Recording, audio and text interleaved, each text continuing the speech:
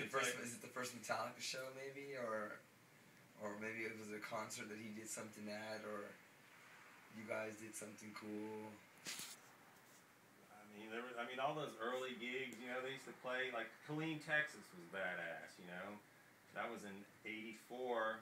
Like, I told you that story, though. I hate repeating myself and boring motherfuckers, but whatever. It was another one of those deals, you know, where I had to move away again, so I ended up down in Killeen, Texas, and it was really kick-ass because there was a club touring circuit back in that day, and, like, you know, they had the Sweet Savages and, you know, those types of bands that would play, you know, in these clubs around Texas. Well, Pantera would come and play at in Killeen.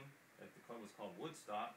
They'd play there every 3 weeks, and they'd be there for almost a whole week, you know, playing 3 sets a night, you know. So it was a bash down there, you know, because it was real cool. Because, you know, here comes Pantera, and there's that fucking homeless Stuart Taylor down there hanging around, you know. And I could tell you some X-rated shit too or whatever, but I don't know, man. It was good times. Like I said, I still have that contract because I had that guitar, right? I don't know where I got it, but it was a black copy of a Les Paul. And when I was always moving around or whatever, but I was in Copper's Cove at that point.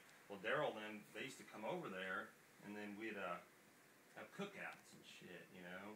And he saw that guitar, and he goes, man, I gotta have that guitar. And I said, well, you know, it was fucking Daryl. I had to give it to him, right? You know, so that was it. But I still have that contract. If you ever want to come by my house, I'll show you that shit. I saved all that stuff from him because, you know, Daryl was he was a special guy. He was real special. But I mean, I remember like sitting in his house and like he'd tell me one time, he goes, Stuart, I know you're fucking, you know, homeless and all that shit. But he told me, Stuart, you're one of the smartest motherfuckers I know. And I thought that was really fucking cool. Like at Christmas time, like I'm shaking, I don't know why, but Daryl would get a lot of clothes and shit for Christmas, and he would give me clothes to wear, you know, so I would get new clothes too, so that was real cool. But whatever, I could tell you the chicken fried steak story, or whatever. You know, the chicken fried steaks, it was like the deal. Like, you know, you buy the freezer, and then it comes with all that meat in it, you know? It happens, I'm sure, all over America. And so they had this freezer, and it was full of these chicken fried steaks. So, you know, as soon as you get home from Munster, Texas, or wherever, you know, you played, you know, right away you had that big old black frying pan, you're frying up them chicken fried steaks. Well, they had that Pantera hotline number, you know, like whatever it was, 274-5744 or whatever. And, you know, there'd be a lot of prank calls and shit on that motherfucker all the time, you know, because they had little cards, you know, the Pantera hotline, people call and hang up and do bullshit. And so we were there and fucking the phone rang, and Daryl picked the phone up, and somebody hung up, and so Daryl's motherfuckers hung up.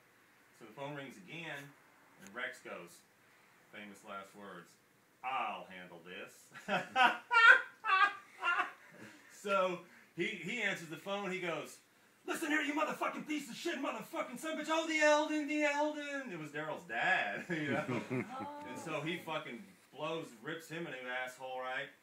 And then he puts Daryl on the phone, and then he yelled at Daryl through the phone for a little bit, and then of course, you know, Vinny was the boss man, you know, so he fucking yelled at Vince and said, get all those pieces of shit out of there, you know, because he was saying, you know, that could have been a record company calling, somebody calling, you know, important, and you're answering the phone like a douchebag, and so, boosh, we all got the boot, you know, homeless again.